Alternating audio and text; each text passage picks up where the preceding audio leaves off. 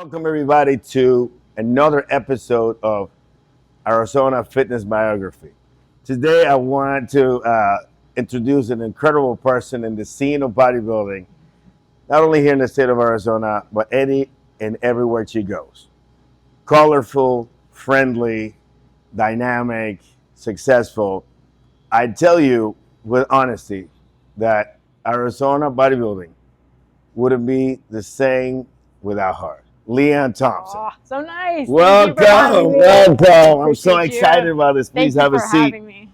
Yeah, so to those who are curious about what I'm doing here, just to debrief that, and I'm sure that you probably at some point were one of them, I'm just being very selfish right now and getting to create a space through Arizona Fitness Biography that will give me the opportunity to meet the person behind the athlete. So I know. I'll let you introduce yourself, and then we get to it to get to know who you really are. Okay, that sounds good. So I'm Lee Ann Thompson. I'm a mom, wife, bodybuilder. I'd say just more lifelong athlete. Mm-hmm. I'm currently a lifetime natural IFBB pro, which is very exciting. I'm a coach, obviously a sister, a daughter. All those things are really important to me. And yeah, that's it. Okay, let me ask something that, we have a little format in which we're going to go by. Who is Lee Ann Thompson? Where were you born? Brothers and sisters, family, etc., etc. Tell me about that. Back to the beginning. Okay. So my story, I guess, might be sort of unique in that way. I was raised in Huntington Beach, California. Okay. Born in Newport Beach, California. Okay. I was adopted at birth, so that's kind of a cool fact about me. My adoptive mom almost died having the youngest of my two older brothers, and Wow. They always wanted a girl, so they waited for a very long time on a list, about 11 or so years. So I have two much older brothers, but yeah, I was adopted at birth. I don't know my birth mom. I don't really have a desire, though I'm super appreciative for what she did. She brought you to this world. Absolutely. And I mean, what a gift. I think she was around 16 years old. So yeah, she went through a lot to bring me here. Huntington Beach, Newport Beach, adopted. Yes. 11 years apart. Yes. I got 11 and 13-year-old older brother, like 11 and 13 years older, two brothers. So how was it like to grow up in Newport Beach? Amazing. Very cool place to grow up, especially Orange County was a lot different, obviously, in the 80s. And I grew up about a mile or so from the beach. So I grew up, I was on surf team through like junior high. Wow. Did a lot of beach stuff growing up. Yeah, just lived like the beach life. Genuinely. Tell me about mom, dad, and brothers. So mom, dad, and brothers are like the most amazing people. Obviously, you'd have to know that somebody who's willing to adopt somebody else's child is just inherently like amazing people. What is your mom's name? My mom's name is Mary Ann. And your dad's name? Mickey. And your brothers? That's Craig and Todd. So Mary Ann, Mickey, Craig, and Todd. Tell me about one by one about their qualities and what you love about them. So what I love about my mom and dad, I'll just lump them together first and then maybe individual, but they truly are the type of people where I think they've adopted a lot of people in their lives, not just me. Like I'm the official one. I feel blessed for that, but they adopt like everyone that, they can find that needs somebody to love them or, whatever. So I've grown up with like so many aunts, uncles, people where you're like, they're not actually related. But it's kind of funny you mentioned that because I grew up in a family of 6 kids. Oh, you did? Awesome. And through my childhood, my mom and dad adopted about a dozen kids. Awesome. That they would live temporarily with us. They will help them. Very and cool. They will grow up and move on. So that's really cool. So you relate I do understand the feeling of kind of like everyone being kind of like your family. Yeah, exactly. Like my parents are amazing people. I knew from a very, like as soon as I could understand I was adopted, I knew I was adopted. So I feel like with adopted people, that's what everyone wants to ask is like, oh, like, is that hard? I'm like, it's not hard. Like, I believe things happen for a reason. I've never felt like I feel so loved. I always have. And I'm not missing anything from my life. So I've never, felt the need to like seek out my birth mom, even though, I really appreciate what she did. But now it's kind of curious that you mentioned that because one of the things that we who grew up with our own parents, biological parents, generally will ask is relative to how does it feel Mm-hmm. to grow up as an adopted kid. Mm-hmm. So, and People are I'm always grateful curious. to hear that your parents were kind enough to Yeah. give you that embrace. But Yes. what did they do for a living? So my mom was mostly a stay-at-home mom. She worked as a secretary when I was like much older, like in high school, kind of sophomore year on. And then my dad actually was a graphic designer long before like computers were a thing. So he actually like did some really cool things. He did like typesetting. He worked with like companies like Disney, Del Taco, like designed a lot of logos and things back in the day. So, Wow. and then that kind of translated into the more computer version of graphic design. But him being older, I think he was retired like around when I was late high school, like around college. He retired, and then obviously he's still found things to do. But yeah, he's been retired for like a long time with that All big right. age gap between my brothers. So, but yeah. And what about your brothers? What are they now? What do they do? My brothers, my whole family still lives about a mile from where we grew up, except for me. I'm the only one that's here in Arizona, but we're all very close. My two older brothers are entrepreneurs as well. They own their own businesses. And the cool thing about them, and my dad actually owned his own business as well. So, and now I do. We'll so give them a shout out. kinda, What do they do?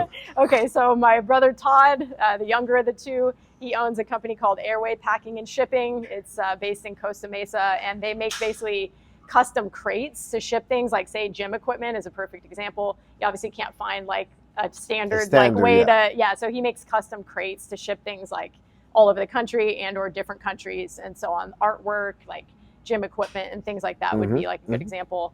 And then the other brother has a very interesting job as well, and they both own their businesses from their 20s, so they've been doing this for 30 years plus type thing. Was that something instilled by your parents? I think so, honestly. My dad, was like very entrepreneurial, and I think just by nature of him always like reading, talking about it, kind of instilling, like don't work for somebody else, like work for yourself, kind of thing. Some people have it easier working for somebody else. It's true, yeah. And I heard all those things too, and there's some lessons I had to learn on my own as I've had my own businesses that they probably already knew, but so I definitely think they instilled that. And I'll finish with the other brother because it's a cool thing. He owns a saltwater aquarium business where he makes like huge tanks in like Newport Beach and Huntington Beach, place like that. Corona Del Mar, very wealthy people, so he makes like kind of gigantic like that fish show tanks. Tanked. Have you seen Could it? be. I haven't watched that, but I know what you're talking about. Yeah, what they do is they do it's like a reality TV show that they go on site and then they have to build this custom aquariums for mansions and celebrities. Exactly. And he dives in them sometimes too. He has to dive to like set them up, clean them. Do you have an aquarium? I do not. No. You want to know a funny fact about me? This will be a funny fact. I actually am like terrified of fish. Like I do not like even fish. if they are concealed. I mean, they're beautiful, but even if you know that they can't be outside the water. Yeah, no, they're pretty, but I don't have a fish tank, so I'm not trying to clean it or do any of that. But yeah. All right. So brothers, sisters, entrepreneurs. You have any nieces and nephews? I do. I have a few. I've got, I think, let's see, and that's on obviously my side. I have 3 nephews and 2 nieces, not including my husband's side. So they're all grown practically now too. Best memories of your childhood? So many to count. My parents were, again, very family oriented. So a lot of cool family occasions. We had a cabin in Big Bear, which is kind of the mountains there in California. Lots of fun memories there. So many memories with sports, trying to chase after my brothers, even though they were so much older. I think that definitely kept me excelling at sports. What sports did you play? I've played so many sports. Okay, so first sport I ever played, like when I was, I think, maybe 4 or 5, was, it's not really a sport, but figure skating is the first sport I did. It's funny you say it's not really a sport, but I don't, how do you define it? But it's I don't know, but I've done ice hockey, I've played roller hockey, I played soccer in college, I played soccer growing up, I played softball, surf team, I played tackle football, semi-pro tackle football here in Arizona and in California, on and off for 6-8 years. So that was before bodybuilding began. That was kind of what I played a lot of. So in your teenage years, you mentioned earlier you're on surf team and whatnot. Tell me about that. How was California in those years, and what was how did you get involved with that? So again, growing up like so near to the ocean, it was, I think the first way I became interested in it was my dad, my whole family grew up sort of near the ocean. So my dad would always body surf. And I remember being, you know, so little, like probably again, 4 or 5, holding onto his neck and him teaching me to like go under the waves and body surf. And so it's so much of the culture. It's almost like you don't know anything but that when you're little. You're at the beach running around. And that's just part of it. It's just absolutely part of it. And so it progressed from like bodyboarding, you know, like with the shorter like foam board that you lay on, and then surfing like came as a natural like extension of that. And skateboarding is similar. I always skateboarded. And where do you go to school? Where did I go to school? I went for high school. I went high school, yeah. to a school called Edison High School. It's about under a mile from the beach. Yeah, played soccer there for the most part, and other sports too. I played softball there as well. So you graduated from Edison, and now what? So I was recruited pretty heavily for soccer in high school, and I did go on scholarship to UC Berkeley, or Cal as people call it. It used to be a Pac-12 school. Now they're all the way in the, I think, SEC. It all got divided up. But yeah, I played 4 years of college soccer. Graduated with my degree from Berkeley, and that's where I met my husband. So that's a lot of fond memories there. Tell us about that. So what year was that? Let's see, I went to Cal in 1999, I graduated 99, went to Cal in 99.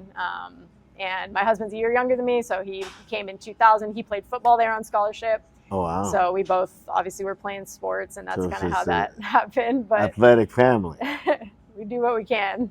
So yeah, it was a great experience all those 4 years, just going to a Pac-12 school, and the, again, community, like I know you talk a lot about community, but that college atmosphere and the community surrounding like the sports there and stuff like that was amazing. I have a couple alumni of Cal in my family. So though I was recruited by a lot of places like across the country, the pull to go to Cal was due to alumni, the opportunity with the academics being so great there, and then just it not being too far from home. I was recruited by a lot of East Coast schools, but that time of my life, that big a trip away from my family was like too much for my brain. So. And what did you go to school for? I studied sociology, and I have a minor in nutrition. So. Okay.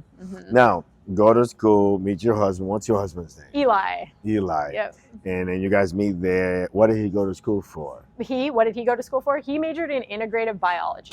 Oh, wow. So, that's quite a fancy field of study. Right, very specific. Yeah, it sounds specific. He wanted to, it sounds weird, he was kind of thinking of being a doctor, but then this is a weird way to go about this, but he wanted to work for the game and fish department. And you actually have to have a biology degree in order to do that in California. So that was maybe he had dreams of working for SeaWorld. I did. I know when I was a kid, but yeah. Okay. So Eli, and you guys meet, and tell me about that. Oh man, that was like, people think love at first sight isn't a thing, but I beg to differ, because we were the type that could have literally probably been married within like 6 months of meeting each other. So it's been 25 years if I calculate correctly. Yeah. All right. So you guys meet there, you go to Berkeley, you both graduate. Did you graduate the same year? I graduated earlier than him. He had a redshirt year. I played as a freshman, so I just played and graduated in 4. He graduated in 5 and was a year behind me. So I'm sure you give him some grief about it. Right. Not to mention I graduated with honors, and that major combined with sports was tough for him. So he gets some harassment, but no, he's the brightest guy I know. Got like almost a near perfect on the SAT. That's awesome. Now, when do you guys get married? When you guys move to Arizona? Why you moved to Arizona? Well, that's him. That was all him. So we were engaged in college. So we had a slightly longer engagement, which we honestly probably would have snuck off to the courthouse if it wasn't for our parents and the fact that it made no sense at all. They wanted to slow you guys down. Yeah, I think they knew we were, that was going to happen. But yeah, we were engaged when I was a junior, I think. So we were married in 2004. So when I basically, like right after I graduated, we were married. So he was still in school. I went off to work quickly. I had a good opportunity for a job. So while he was finishing school. What job was that, if you don't mind? So I worked at a company called Leapfrog. They make kids' toys. That's a Heard of pretty it? famous company. Yeah, I mean, so- if you have kids, Kid, I have yeah, a you daughter. know. Yeah. I understand, I know what Leapfrog is. They do Yeah. educational Mhm, toys. Exactly. It's located like right outside of Berkeley, kind of Oakland area. And I worked there until we moved here to Arizona in kind of like a similar to like, I guess, sales analyst type position. I started there as a temp, worked my way up, and yeah, that was where I worked. So kinda supported us. Leapfrog, and now moved to what year you guys moved to Arizona, and why? Why was this your destination? So again, I like leaving that job. It was a great opportunity, but my husband was really like his calling, and like he had a big passion for working for the game and fish, Mhm. and he was hired here in Arizona, not in California. So it's a weird job. Like there's not that many spots. So that is what pulled us here initially, and we did move in 2005. I think we moved here. So. That was the reason for the move, and he doesn't work there anymore. But it was What does he got do us here. now? He's a police officer as well, and I used to be a police officer too. I don't know. Oh, if you know wow! Wow, That was we're what I gonna did touch after on that. Naturally, this is an interview, and has a certain level of informality because we're just talking like friends here, and Sure. I'm so grateful that you decided to do this. And as we get acquainted with your story, just remember that you're not talking to me. You're talking to the audience. You're talking to your family, the people who love you, and the people who want to know more about you. So now you're here in Arizona. Right. You start working for who? So when we originally moved here, like very shortly after, my husband started working with the Arizona Game and Fish, and I actually began the interview process for Mesa PD. Okay. And that was where I began work. I did some work in between. I've actually been a personal trainer since 2005. Okay. So I started working in gyms in around 2005 as just, an in-person trainer.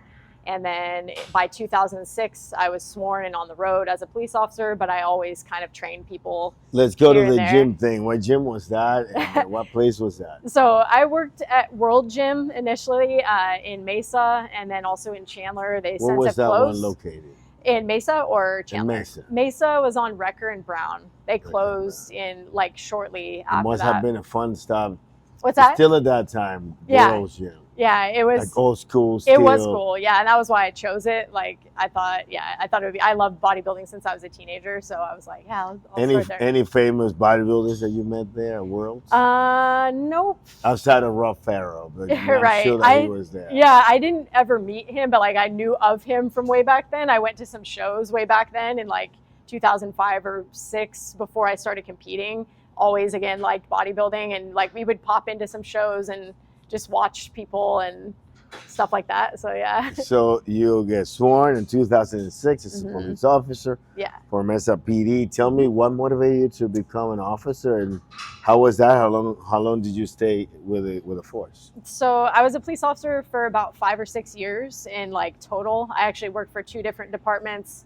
What led me to want to do that? Like, I'm going to be honest, it'll sound like cheesy, but honestly, I just wanted to be like a superhero. I wanted to help people change lives, like be a positive influence. Just to be in there the community, to protect and serve. Yeah, exactly. Like I wanted to be a superhero. I've always loved superheroes, so that to me was a way to like do that and be able to give back. Just to the community. And what was the reason why you shifted from being an officer to then getting out of the police force? So first, as I mentioned, I started with Mesa, and then to be honest, that department wasn't the best fit. So I finished my career at ASU PD, which was a very good blend of being able to like have a more positive impact on like young people. It sounds weird, but in Mesa, I felt like I was kind of dealing with the same cycle of people and things over and over. There wasn't a big ability to like make change, it's almost affect like change. You were calling the criminals by first name. I mean, in a way, and it's just like, it can be kind of sad, I'll be honest. Like it can be sad. I don't know what I expected, but I just hoped for more of an opportunity to like create change and not just be dealing with like having to arrest people. And I felt like being able to educate and like actually, I don't know, community police would be the word, that can happen more at ASU PD. So it was a very good fit for me. The only reason I left is because I got pregnant, and my husband's an officer as well, and we didn't want to be a 2-cop family once I was pregnant and once we were going to have kids. So kind of forced me into, you know, that. We just didn't want to do the lifestyle of like one working night shift, one working day. We wanted to have what did you go back to? Do you go back to training? Yeah, nutrition? So I worked part-time as an officer for ASUPD for a while, which sounds weird. Like not many people have like even heard of that, but my department hired me back on even after I had our son. So I did that a short while and also went back to training like simultaneously. And then by, 2014-ish, when I began competing is when I started like back into training. Like, all right, tell us about that. What motivated you to get on stage? How was that process to find a coach, to find a class, to get involved? Can you tell us about that? Absolutely. So as I mentioned, I like superhero stuff. I love bodybuilding since I was probably like 15, looking through Muscle Fitness and realized like there was I identified like with women's bodies that looked like that more. I was always really athletic. So it's like I'm seeing these women that look more like me. So I always loved bodybuilding from a really young age. So I assume that due to the frame of time that you're expressing, maybe Corey Everson. So Monica Brandt was probably like, my favorite, but yeah, exactly. Kind of, and Linda Murray and like, yeah. I think that you guys are neighbors because Linda lives in Arizona now. Oh, okay, yeah, she does. Yeah. How cool is that? But yeah, I always loved bodybuilding. And so to be honest, I almost competed when I was like 22, but as you know, there was only two-piece figure was new. There was fitness, bodybuilding. And women's bodybuilding. And at that point, my body like wasn't really there, I didn't feel, and I wanted to compete when it was time. Like I had other things going on. I was playing football, was an officer, so I'm like, let me keep building until like this.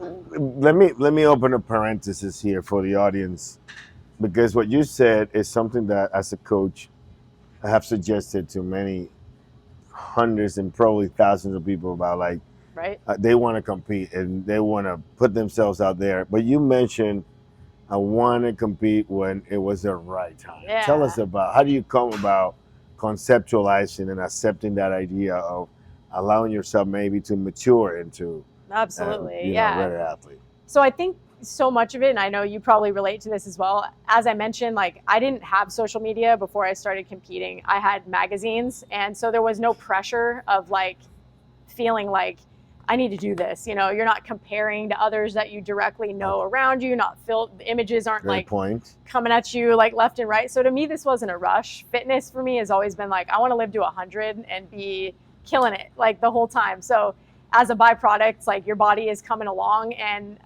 I'm very like, things happen at the right time for a reason. You know, things unfold organically. Like that's always how I felt in my life. Like, again, I'm adopted. So that's about the biggest example you can have of that in a life is just like things happen for a reason. It's going to unfold for you. Just let yourself bloom. You know what I mean? So that's how I felt, is just like, let it bloom. It's going to turn into something good. Keep training, keep playing, you know, doing all these things with your body, and like it's going to amount to something great. Now, tell us about the process. You finally decided to say, I'm going to compete. You said 2014, right? Yep. How did that come about? Who helped you out? What were you exercising at the time? Sure. Tell us about the prep for the first show and all that stuff. Sure. So tell us. As probably like a lot of competitors, I'd always have people ask me around the gyms that I work out in, like, oh, do you compete? You know, whatever. A few people like, if you want to compete, let me know. Like, I know people that are into that or whatever. At the time, I had kind of wrapped up playing football and injured a knee where I was like, all right, I probably need to I had to get surgery. I've had 3 surgeries on this knee. So it was like, let me step back from football. And I think around this time is when bikini opened up. Yeah. So to me, I was like, all right, I'm seeing more of a future somewhere I can fit. The bikini class is funny because the bikini, I think it was officially introduced 2009, but the first 2 or 3 years, was it really that early? I didn't realize it was kind of like a joke. Okay, what are we doing?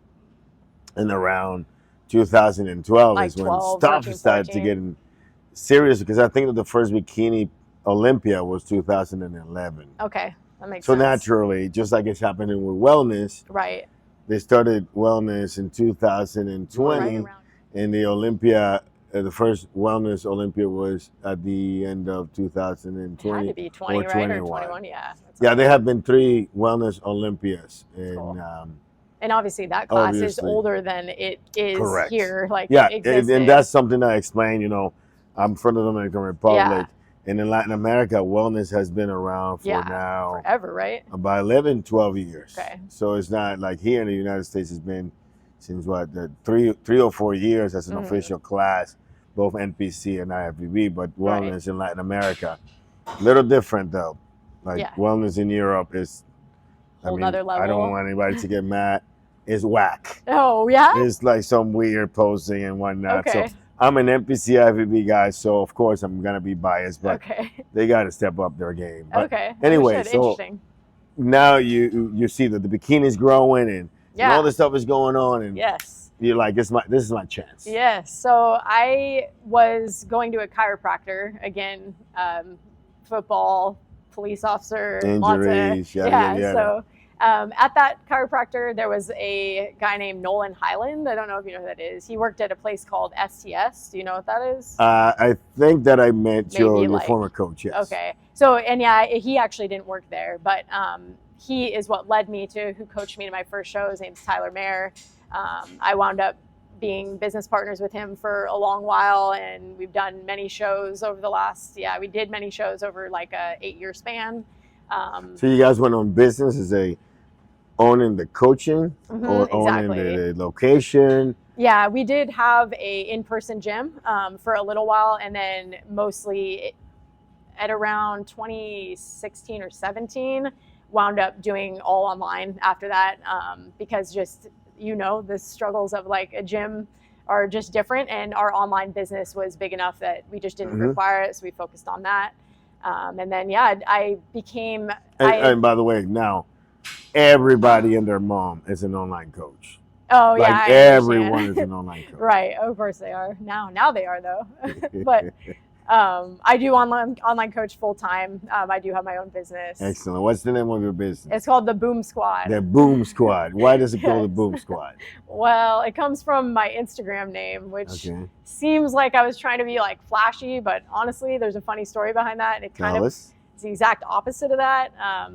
So I didn't have social media before I started competing. I didn't even really have it the first year, but a lot of people around me were like encouraging me, like, you should get on there, like share your story, like, you're kind of different, funny, like go on there.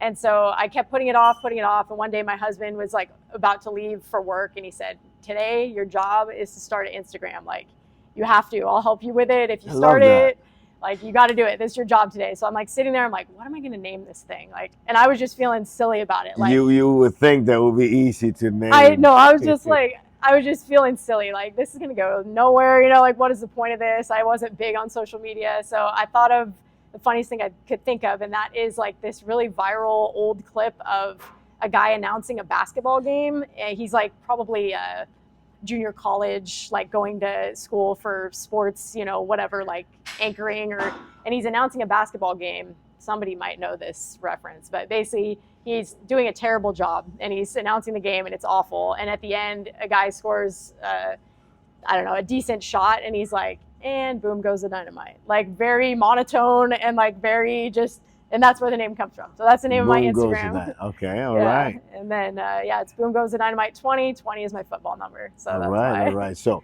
now you're coaching with Tyler, you said? I used to, yeah. And then you're also an athlete.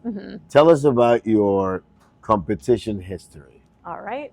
So I've done every category besides fitness. I've even done wellness once. I began in bikini here locally in the NPC. My very first shows were in the NPC, where I met you, always smiling, always positive. And I'm so glad to be here and just have the opportunity to know you better. So thank you. The honor is mine. And so, I started off in the NPC locally here, did several shows in bikini, and also then started competing in the drug tested organizations. The OCB was the first one. I've done mostly physique and figure in the OCB because obviously the looks are kind of different. So I did turn pro my very first OCB show. Let's go back. Okay. What did you place on your first show? Tell us about it. My very what show first was that? What did you place? What did you compete on? And How was it? How was to get on stage? Oh man, so it was really fun. I enjoyed it. It was, again, having grown up watching bodybuilding, buying pay-per-view, the Olympia, like, I feel like it was like a different experience than those that might jump in with social media, because I just didn't have like a expectation. Again, I didn't have social media, so it was just like, wow, I'm finally like doing this thing that I want to do for so long. And again, to be honest, being a police officer like puts being on stage in a really interesting perspective, because to me, I'm just like, what a blessing. Like, we're here on stage, no one's gonna die, no one's gonna be, you know, shot. Like, we're up here, like, worst case scenario, you don't get a plastic trophy, like, big deal. So not a lot of nerves surrounding like competing, but it was just a really cool time. I learned a lot. I placed 5th in bikini at, I think what everyone said was like, everyone said it was like the first or second largest show in Arizona. It was the Felicia Romero. Oh yes, I remember And, that. I had like, we got off stage at like 2 a.m. or something. Listen, at that show, I had 41 competitors. Oh my That's gosh. the largest number of competitors I've ever I had. can't even. Yeah, it was a heck of an experience. I think we got off stage at literally like 2 a.m. Do you remember that? I do remember it was. I had that show. I had Tony Mandridge. Okay, photographer. For following me, and that's when Tony got involved with the NPC. But I remember he's like, This is and I'm crazy. like, Tony, we're all in this together. All right, we're gonna So, rock it out till the end, and that was when it was 2-day shows. Remember? Yeah, So that's right. That's right. it was an interesting experience in that way. I learned a lot. I got off stage and I thought, like, very, I don't know, satisfied, but like, okay, I get it now. Like, I can do better than this. Like, Put I can your do feet even in the better. water, see. Exactly. Like, it was just a cool, like a weird, hopeful feel. Like, you know, when you are beginning something new and there's a lot of acceleration and you have all those good like vibes, you're like, let's go. So that's kind of how I felt. Figured I would stick with bikini there in the NPC for a while, and I did obviously want to qualify for nationals. So when was your second show? my second show was about, I want to say like 6 months after that, and I did bikini again, and I placed second. Was that an NPC show? It was, yep. And so I did qualify for nationals, which was my goal. And oddly, that's what led to me competing in the OCB, because that was my goal for the season, was to qualify and then either grow or just potentially think about nationals like down the road in the next like year or so. But I had a string of shows planned, and one of them was in the OCB, and it was supposed to be bikini. Well, bikini's a different look in the OCB. So since I had qualified in the NPC, I was like, why don't I just do something crazy and do physique? So I did physique in the OCB for my third show. And probably won first place. I did. I did. So it was a cool experience, and it was like, okay, and there's a physique whole was other also thing. pretty new at that time. It was kind of new, yeah. You're right. Yeah, a question, because you present something very unique that is very unusual. You don't have NPC, OCB crossovers that often. Right. Yeah. And I do understand that it's a cultural, it's a personal decision, and it's also the regulations of both organizations. What does it feel like to navigate between the two organizations? Tell us. So again, my journey in fitness, I have always kind of focused it around, like, I literally want to live to 100. Like, that's the goal. So I'm just manifest it, throw it out there. So for me, health is at the center of it. And of course, like, I don't judge, like, I love bodybuilding, period. But for me, the decision was always to stay lifetime natural. So there are some ceilings, obviously, that come with that in certain classes in the IFBB and the NPC. But I'm super patient, and I think that comes in very handy. Pays off. Yes, so I'm really, really patient. I love the process, absolutely, like, love every part of it. I'm not gonna say it's like, I feel like my nutrition, a lot of people know about some of my nutrition. My metabolic rate's pretty high, so like people, I think it's like easy. It's not easy, it's just, you know how this goes. It's just like, I'm consistent, and we got those two. You have the ones that have a hard time burning fat, right, and the ones that have a hard time building on muscle. Yeah, exactly. So yeah, I mean, I have strengths and weaknesses like everyone, but I think bottom line, like, my biggest attribute is just patience and like loving the process. So navigating back and forth between the two has always been really good for me. I've always felt rewarded in the NPC. My heart has always been like NPC and IFBB in so many ways, because I grew up watching that in the 90s, you know, and loving it. So it's just like that. I think when you've loved something that long, it's like that just like stays in your heart. So so grateful for the OCB, all the opportunities that it provided for me and for so many other natural athletes. I actually put on an OCB show for like 6 years. Okay.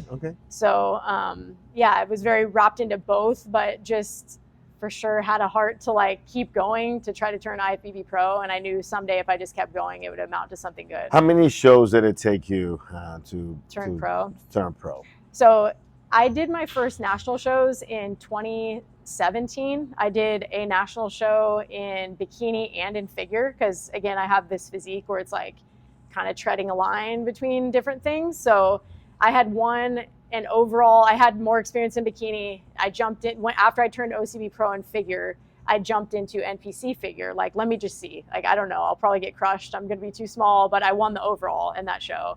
I won another overall. So and the judges here in Arizona were like, go to nationals, like go, just had Let's give it a encouragement. try. Give Let's it see a what's see. going on. Yeah, like whatever. So I did 2 national shows. I did USA's in bikini, figure at junior nationals, I think, when it was in Chicago. Oh, yeah. I think it was in Chicago back then. Now they moved it. But anyway, again, it sounds like it's like no hallmark of like, oh, that's awesome. But I placed 10th in both, like second call outs. So to me, I was like, okay, that's encouraging. It was back when classes were like 30 people. So as a natty, I was like, knew you were in the mix. I was like, I think I'm going somewhere. But at that point, I was like, I knew I need more time. Again, and I'm super patient. So I'm like, I think figure is probably where I belong.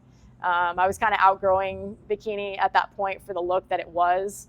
And so I thought, let me build. Let me compete as an OCB pro.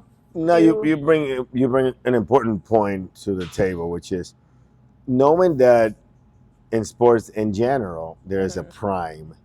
How did you manage to stay patient and not allow yourself to become worried about like, oh man, I'm 25, I'm 27, I'm 30, what's going on? And I'm not gonna have a chance. I have kids and yada yada yada. How do you come about, actually manifesting the ability to remain keep going on your process rather than give in to all the this urgency and the stuff Yeah. that people generally right. have to suffer through? So I feel like as a woman, and maybe men too, but as a woman, I know like my whole life growing up, it would always be like this feel of, oh, just wait, you won't look like that. Just wait till you're this age.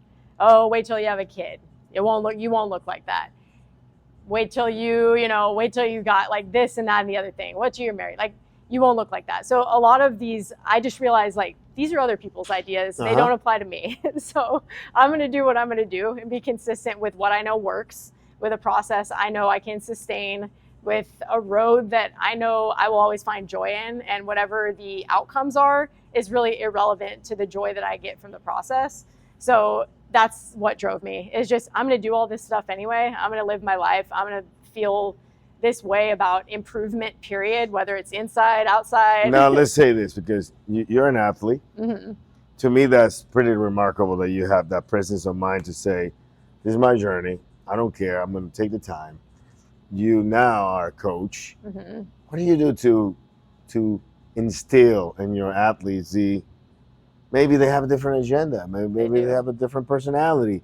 How do you help them become more involved with their own goal rather than the urgency of the sport? Yeah, it's obviously, as a coach, it's probably one of the most common things we face with competitors. Just, again, with social media, being caught up with this person, that person's timeline, and so on.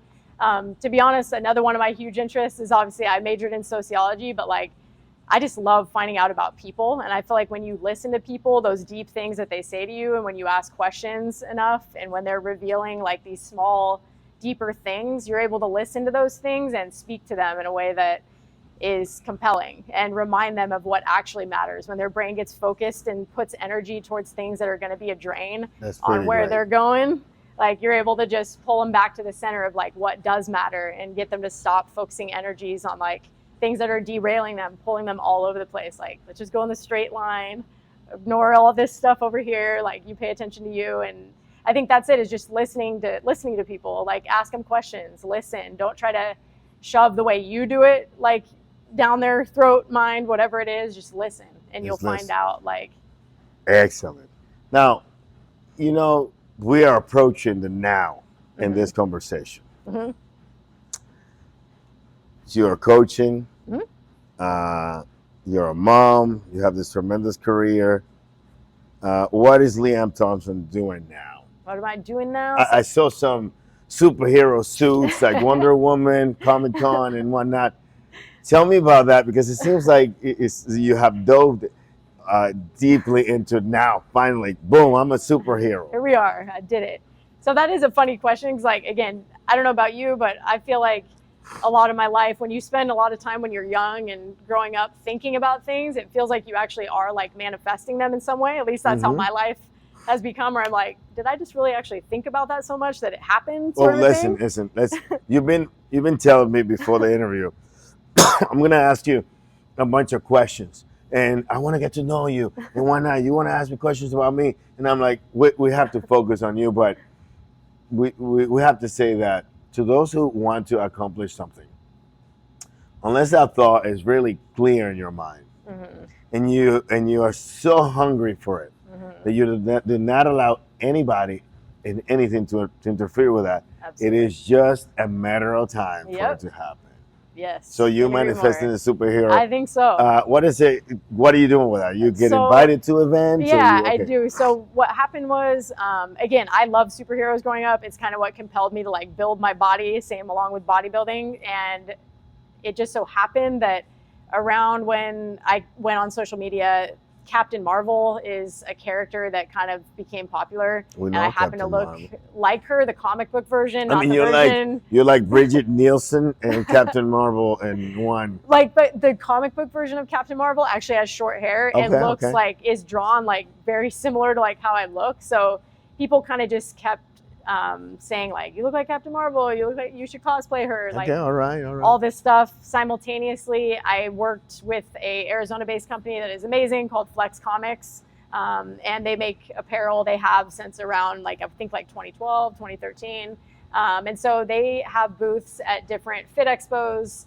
and Comic Cons and things like that. And so the first time I ever like dressed up as a superhero was as Captain Marvel at a Flex Comics booth. Okay. I've seen him in many bodybuilding shows. Yeah, Flex. He's got like a hat. Right. His name's Jeremy. Again, I know this is all about Arizona bodybuilding community. So yeah, his name is Jeremy. Great company. Has been based here in Arizona forever. He's very supportive of like all now who are your favorite superheroes? Because I see you got some Ninja Turtle stuff going on. I love the Ninja Turtles. I have a Ninja Turtle tattoo. Yeah. I do love the Ninja Turtles. I had a Supergirl poster above my bed from the time I was probably like 13 until 18. So I actually loved Supergirl growing up. But to be honest, Captain Marvel kind of like came in there just because obviously I played her, and the comic book version is awesome. But I'm sorry, the movie, they kind of ruined her. I'm just going to say that right now. What raises the question, bodybuilding is such a self-centered, idiosyncratic, almost narcissistic sport because it's in the essence of it. But now we go to like an entire different crowd of people. The comic book people are not always seen like the most normal. No, it can be on the fringes. Tell me about that. Tell me about that experience. So I've done the cosplay many times. Like the way I think of those people, what I love about it is it's like you never grew up. Like I have a Peter Pan tattoo. I believe I think when you retain like those qualities we had when we're so awesome when we're kids. Believe that. We believe in ourselves. We don't listen to people around us. We think we can do anything. And I think that's probably the coolest thing about Comic-Con. Like, yes, it has its fringes, but I love that it is grown-ups that are willing to just kind of like not care what others think and go out and, have fun for the day. Make it happen, yeah. But I have cosplayed with charities before as Captain Marvel. A couple of them. I wish I could think better what they're called right now. But yeah, I have done some charity work with a guy that works for Phoenix PD that has like a charity that puts on events and does things for kids. Yeah, it was very So how long have you been doing that for now? I think I might have began doing the cosplay in like 2017 maybe. And then I've done, several different characters. I most recently did like a Supergirl, but yeah. I know that some people have it as an actual career. How does that factor into, now you're a coach, you have your coaching business, and then you do this. Mm-hmm. Did it ever occur to you that this could turn into a permanent thing? Maybe somebody would call you from Hollywood and say, we want you to be part of this? People always like say that, and I'm like, first of all, like I'm more introverted than extroverted, so I don't know that like acting would be a thing for me, but of course I'm always very flattered. People are like, they should have cast you. I'm like, yeah, except I can't act. That'd be cool. But no, I've never thought that. I mean, if It's just a thing. Arnold, the most iconic bodybuilder in the True. world, was able to become who we Yes. so much love, True. I guess that we all have a chance. It's true. But I don't know that that's what drives me. Being on stage in like a sparkly suit and not talking, I'm all about it. But like, I'm not honestly big on like a ton of attention. So I know that sounds crazy, but yeah. All right, so not into it. I wanna arrive at this moment now. Eli, your husband, what's your son's name? Zane, Zane, yeah. like friend Zane. What's going on in your life now, your family, and what's in the future for Lee Ann Thompson? Okay, so I have a freshman in high school. That's amazing. My husband and I are super, like, we're just enjoying that experience, taking it all in. Our son plays football, and it's football season. So yeah, we're just thrilled to be taking in like his high school experience. Went wild quickly. But yeah, my husband and I are like the most dynamic duo there is. All the Instagram pictures you see, that's him. That's he and I just can see he collaborating. supports you, and that's pretty remarkable. Everyone always asks those questions like, where you get those outfits, where you get these places. Like, we just brainstorm and we have fun. Like, those pictures are an adventure for me and him. And that's what that side of it is. And he's, my biggest encourager for sure. I'm self-coached at this point. So yeah, I mean, he and I just are more like collaborating on the whole bodybuilding side. And then, everything that we do in that way. And of course, he has his own goals. He does a lot of hunting. That's the biggest thing between he and I. Like, we're relatively young for having been together 25 years. And I like to think we've found a little, magic in just relationships, and we know how to make it work. And so, what is Zane does with such a dynamic parent? I think he thinks we're cool sometimes, and other times it's hilarious because like he doesn't even. I think someday he'll grow up and like maybe realize like, wow, okay, my parents were like doing some things, but to us, to him, we're just like mom and dad. Mom and dad, okay, yeah. all right. His friends, I think, make a bigger deal out of it like than he really thinks it is. So now, what's in the future for you? What future projects? What things are you doing? Tell us about it and let us know so we all can continue to enjoy seeing you grow and seeing you succeed. What's in the future for you? So I plan to, as the natural side of the IFBB opens up, I have had fortuitous timing, I suppose, with that, in that, again, I am lifetime natural. And last year I did my pro debut at the Weeder, which is a drug tested show. They have plans, the IFBB has plans to roll out more natural NPC and IFBB shows here in the next like year or two. So there will become more opportunities for the natural athlete in the IFBB and the NPC. I had a great experience at the Weeder. I placed second. It was really cool. I plan to do that show again in November. So that's just on the personal side. Yeah, that's the plan. And that was figure. I actually did physique at that show. And I actually turned pro in physique at the Universe. The first Miss Olympia natural physique champion. I don't know where that path will lead, but no expectations, but I just enjoy the road of it and being able to encourage others to believe they can do it that way if that's what they want, So I'm excited about that.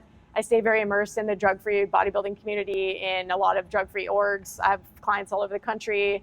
Usually I have someone in either a NPC, OCB, WNBF. I coach lots of pros. Usually, shows, like I think I've got at least like 7 more show weekends here towards the end of the year. Wow, busy. Travel, you know how it goes. I know, listen. Yeah, I know so yeah, I'll be traveling to a couple national shows with clients. I have some OCB pros competing. I have, just like that's what's on the agenda through this part of the year. In terms of business, like I love it to be organic. I never like advertise, and my business has always like grown as a coach, maybe like you, where it's just the right people find me. I feel very blessed for that. And if somebody wants to find you, how do they find you? Speaking of that. So probably my Instagram would be the best way, and then my email is on there. Well, what's your Instagram? Boom goes the Dynamite 20 on Instagram. My email is on there. Anyone can feel free to reach out and see if we're a good fit coaching wise. What's your niche? What's your preferred type of client to coach? That's a good question. I coach so many. I know you probably like, that's a really hard question to answer.